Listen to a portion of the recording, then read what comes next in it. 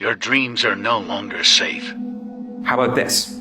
Can we go from the patterns of your brain when you're looking at an image to reconstructing the image? So the way this worked was they put human beings inside an fMRI machine. They had them look at images and figure out what the patterns are, like translate from image to brain patterns. And then, of course, they would hide the image. So this is a image of a giraffe that the computer has never seen. It's only looking at the fMRI data, and this is what the computer thinks the human is seeing. Yeah. Now, to get state of the art, here's where the combinatorial aspects, why you can start to see these are all the same demo. To do this kind of imaging, the latest paper, the one that happened even after this, which is already better, uses stable diffusion, uses the thing that you use to make art. Like, what should a thing that you use to make art have anything to do with reading your brain? But of course, it goes further. So in this one, they said, can they understand the inner monologue, the things you're saying to yourself in your own mind? Mind you, by the way, when you dream, like your visual cortex runs in reverse, so your dreams are no longer safe. But we'll try this. So they had people watch a video and just narrate what was going on in the video in their mind. So there's a woman, she gets hit in the back, she falls over.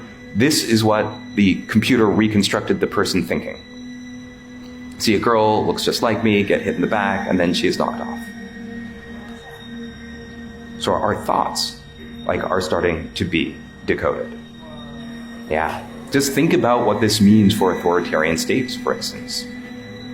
Or if you want to generate images that maximally activate your pleasure sensor, anything else. Okay, but let's keep going, right? To really get the sense of the combinatorics of this. How about, can we go from Wi-Fi radio signals, sort of like the Wi-Fi routers in your house, they're bouncing off radio signals that work sort of like sonar.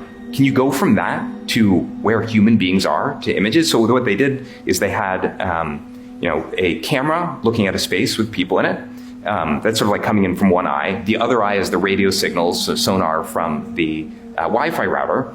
And they just learned to predict, this is where the human beings are. Then they took away the camera. So all the AI had was the language of radio signals bouncing around a room.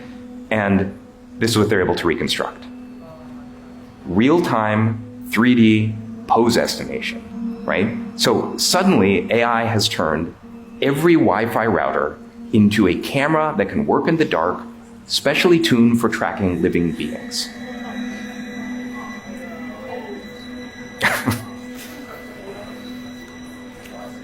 But, luckily, that would require hacking Wi-Fi routers to be able to, do something with that. But how about this? Computer code, that's just a type of language. So you can say, and this is a real example that I tried, GPT, find me a security vulnerability, then write some code to exploit it.